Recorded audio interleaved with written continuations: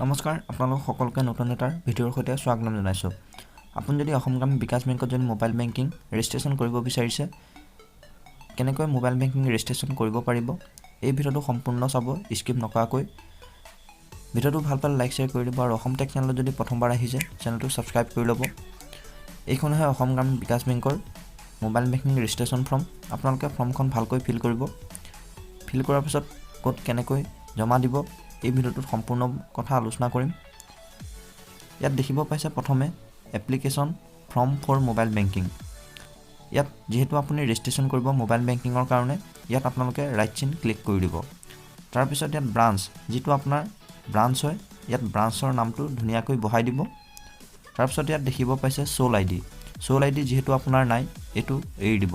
তাৰপিছত ডেটটো দেখিব পাইছে, যিটো ডেটত আপুনি ফৰ্মখন জমা দিব সেই ডেটটো ইয়াত বহাই দিব ভালকৈ।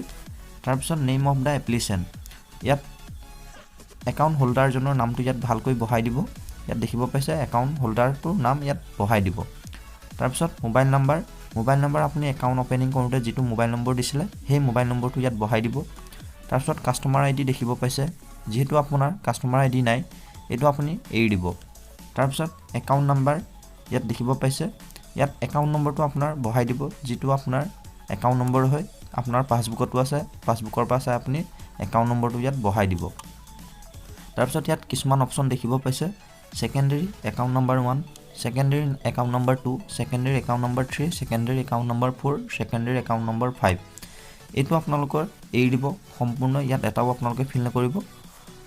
তাৰপিছত ইয়াত দেখিব পাইছে মেড অফ অপাৰেশ্যন, ইয়াত ছিংগুলত ক্লিক কৰি দিব।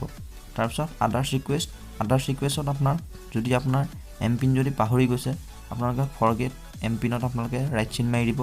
হট লিষ্ট দেখিব পাইছে, হট লিষ্ট দেখিব পাইছে, আনলক দেখিব পাইছে, ৰিচেণ্ট GPRS, এইসমূহ আপোনালোকে এৰি দিব।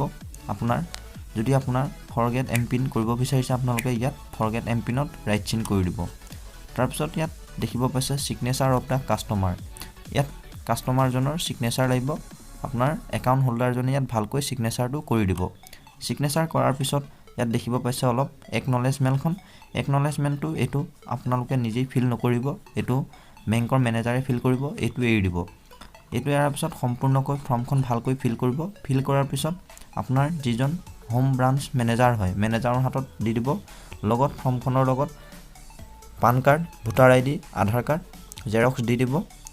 তাৰপিছত জেৰক্স দিয়াৰ পিছত আপোনাৰ মোবাইল বেংকিঙৰ কাৰণে আপুনি ইলিজিবল হৈ যাব। আপোনালোকে মোবাইল বেংকিঙৰ কাৰণে ৰেজিষ্ট্ৰেশ্যন কৰিব পাৰিব। এনেকৈ আপোনালোকে মোবাইল বেংকিং ৰেজিষ্ট্ৰেশ্যন কৰিব পাৰিব। ভিডিঅ'টো যদি ভাল পালে লাইক শ্বেয়াৰ কৰি দিব আৰু অসম টেক চেনেলটো যদি এতিয়ালৈকে ছাবস্ক্ৰাইব কৰা নাই, চেনেলটো ছাবস্ক্ৰাইব কৰি ল'ব এনেকুৱা ধৰণৰ ভিডিঅ'সমূহ আগলৈ পাই থাকিবৰ কাৰণে। ধন্যবাদ।